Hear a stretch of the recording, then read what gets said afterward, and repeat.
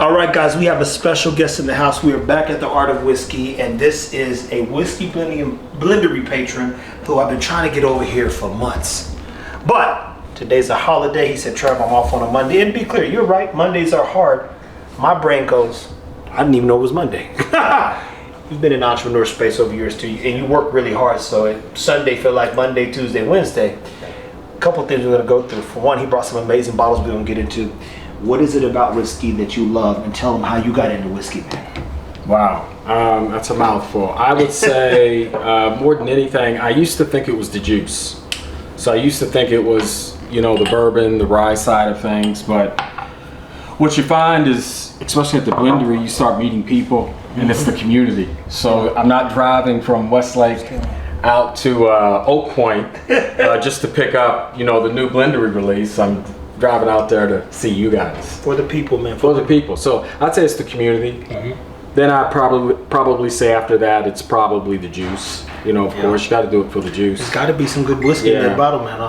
And then, you know, it's, you know, just meeting new people, you know, that do different things. You know, at the blendery, you know, meeting, you got guys like you, Chance, Tran, Phil. I could go on and on. I'm going to leave somebody out. Mark, Tim, the whole crew, the staff.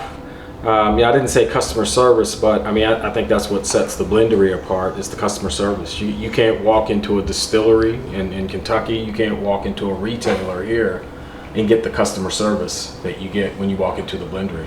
I can see that, and the irony is I wouldn't have perspective without the blendery.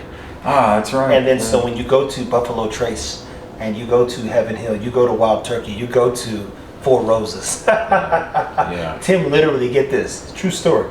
We're at Four Roses, and he asked his kid, can we get the pours that are back there? So they drop 10-year stuff. He says, yeah. He says, but I can only give you 2 per person. He wanted all 10 recipes poured. He said, I'll pay for it. And it's 8 of us, or it's 4 of us, so you can just give us all 2 apiece. The kid pours it all, and Tim asks again, this is the same stuff over there. He goes, no, it's not. He said, I asked you. So this kid had to put all the whiskey back in the bottle because Tim he didn't play about messing up or like screw ups per se. So when you say customer service, his specialty is caring about the people that come in. Yeah. And even the people cared just as much, because when I came in one morning on Saturday, he was putting together a bicycle.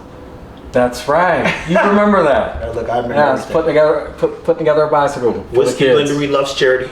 Yes. And something that Tim puts out there, hey, we're going to give away what was it, 100 bikes? It was 100 bikes. And everyone who's a part of the Whiskey Blendery community dedicated and donated some of their time to putting together bicycles. You put together a couple bikes, the employees put together 10 to 15 bikes, but people over almost the month of December literally put together. Tim buys 100 bikes, and he makes sure kids get there and get a bike if they've never had one, and guys like him show up to support. Now, out of all these, we'll exclude the blendery, know that's one of your favorite. What's your favorite pour out of these, and what makes these bottles special? And educate us on it, because I don't know anything about this, man. Yeah, so I'm kind of lying, but I'm not. So here's what I'd say. This is a sealed box, and it's a 15-year-old buff turkey. Oh, so you know the buff turkey. I do. So I really want you there. to try this. This was their batch 1. It's my favorite. Their batch 2 is really, really good as well. So the buff turkey juice is one of my favorite pours, period. I love Willett Family Estate. So this is the WFE. Everybody calls them the purple tops. I just like the flavor. You know, you can get into the sourced bottles or the unsourced bottles. Meaning the Heaven Hill juice or their stuff, right? Yes, yes. And then if you go a few years back, you know, they went out and got some really nice sourced stuff from a little bit of everywhere.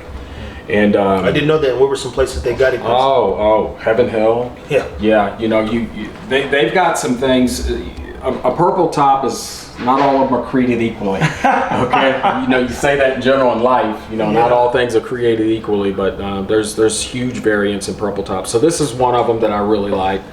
And then Old Forester is probably where I got my start on bourbon. My very favorite bottle, and I still keep one of these in my collection, is a 1910 or a 1920 Old Forester bourbon that you can just get off the shelf. 40, 50 bucks easy. 40, 50 bucks. Yeah. Can't go wrong. When someone asks me, I don't want to spend a whole lot of money, but I want a really nice bottle, I always say 1910 or 1920.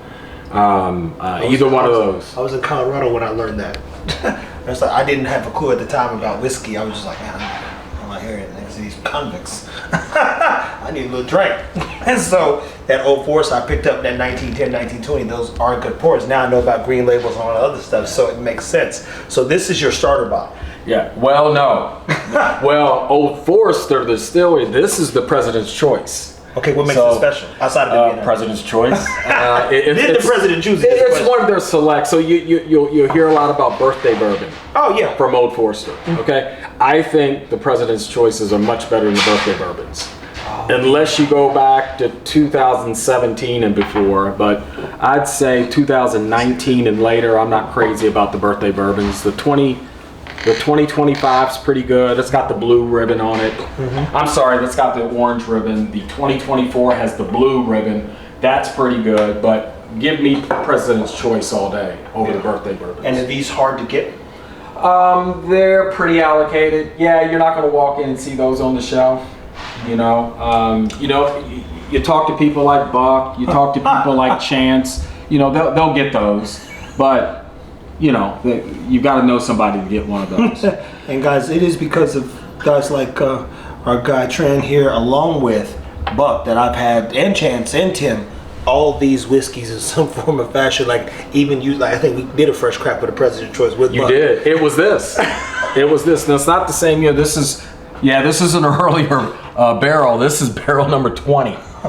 So this is an early barrel. All of these are numbered, and they go up into the hundreds, of course. Wow. Especially on the bourbons. This is the rye. Now, walk them through what keeps you in whiskey, because one of the things that I've asked people who, I get a chance to speak with, especially when you stop by here, is where do you think whiskey's going? What's going to keep you interested in it, and what would you like to see from it? So, like whiskey, as you know, it's been around since the monasteries, guys. It ain't going nowhere. But be it we now have kind of some say in it in a sense, as consumers at the blendery. Yeah. What's that thing that keeps you in it, what you want to see kind of like even improve in it?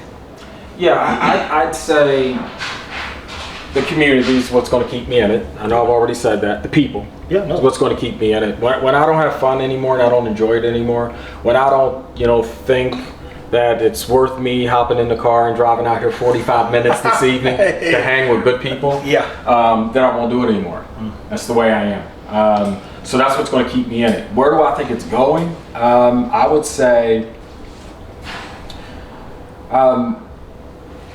I think they've got to figure out a way to improve the customer experience, and that's what the Blendery and Tim have done quite well. Yeah. That's his differentiator. Now I don't know if Tim feels as though it's his differentiator. I think it's what differentiates him from most places is that you walk in there, the customer service, the people. I've even heard it referred to, and this isn't a very favorable reference, because this word's not always used in a favorable reference, but a cult, because we're so dedicated and we like it so much. I don't mind getting up, driving up to Oak Point and hanging out with the fellas. I was there Saturday and probably was told my wife I'd be home in a couple hours, and I got home at 3 or 4. It's a vortex in there, man. Yeah, like a wormhole. You're like, oh damn, it's closing today. It's closing. Buck's like, man, he came in a couple times like, if I'm in here till you kick me out, I gotta go. I gotta get home.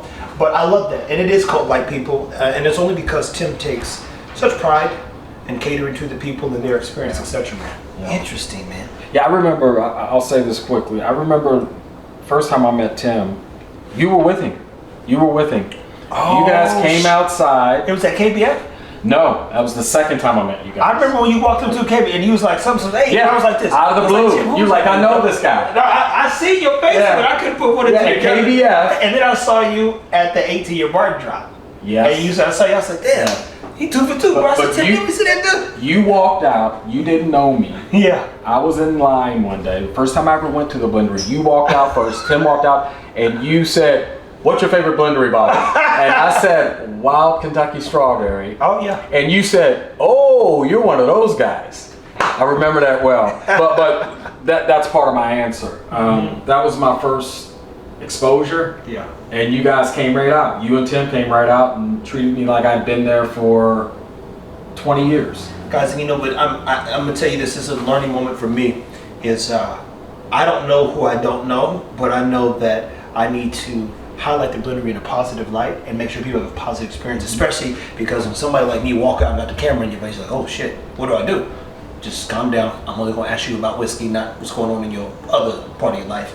So to remember that moment, it's important for me to be mindful, to continue to just be positive and impact people in a positive way. So that's interesting that that's the moment that brought us together and started this journey even to get to here today. Yeah.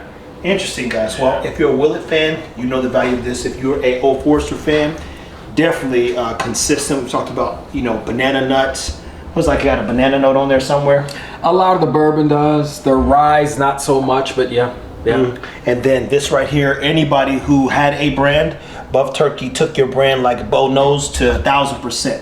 And if you struck gold in that particular golden era, as Chance would say, Buff Turkey's generational whiskey.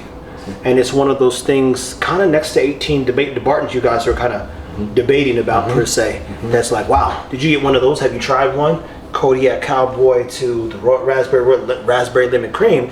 These are whiskeys EDOB that beat the best whiskey on earth all day, every day. And that Kentucky strawberry cream savor, whichever one it was. Yeah.